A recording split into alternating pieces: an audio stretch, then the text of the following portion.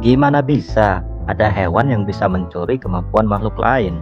Serius, ini kayak adegan One Piece. Ingat kan Kurohige, pencuri kekuatan paling gila. Tapi kali ini bukan karakter aneh. Ini hewan beneran. Dan mereka hidupnya di laut. Terutama di perairan pantai sekitar Jepang, Filipina, dan Indonesia. Coba lihat hewan kecil ini.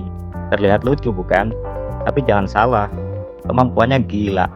Jadi yang kita lihat dia cuma makan alga kan, tapi sebenarnya dia itu lagi nyuri skill hidup alga itu. Apa coba? Apalagi kalau bukan kemampuan fotosintesis. Jadi si siput ngambil kloroplas, mesin fotosintesis yang biasanya cuma ada di tumbuhan. Nah setelah dia curi, anehnya kloroplas itu tetap hidup dalam tubuhnya. Siput ini pakai kemampuan curian tadi buat nangkep cahaya matahari dan bikin energinya sendiri. Aneh kan?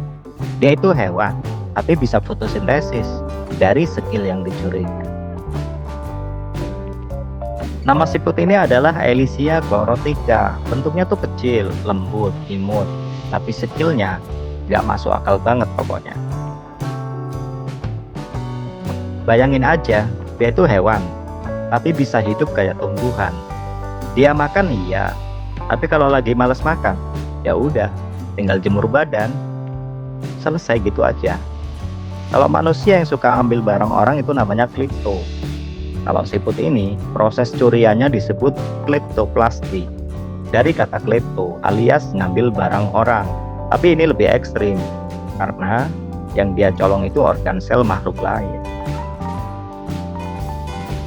Yang bikin para ilmuwan garuk-garuk kepala adalah hewan itu nggak punya DNA buat rawat kloroplas.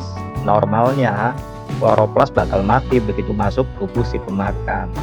Misalnya nih ya, kita makan sayur bayam, ya udah jadi kuningan di WC kan. Kloroplas dari sayur tadi yang tercerna di perut kita nggak bisa mindahin skill fotosintesis ke diri kita. Terus nggak makan seminggu karena nggak punya uang, tinggal berjemur. Enak banget ya. Setelah berhasil nyolong kloroplas, siput ini bisa hidup berminggu-minggu loh tanpa makan. Mereka tinggal berjemur, udah energi gratis. Sampai sekarang, cara siput ini ngerawat kloroplas masih jadi misteri. Ada teori yang bilang dia mungkin nyolong sebagian gen alga, tapi buktinya belum 100%. Yang pasti, kemampuan ini bukan trik sepele. Ini adaptasi evolusi tingkat dewa yang nunjukin betapa gilanya kreativitas alam. Siput kecil yang kelihatannya nggak penting, ternyata punya kemampuan yang kedengarannya lebih cocok ada di dunia anime. Alam selalu punya kejutan kan, dan ini salah satu yang paling liar. Nah, itu ajalah video kali ini dari saya. Like, comment, subscribe-nya ditunggu pokoknya. Terima kasih.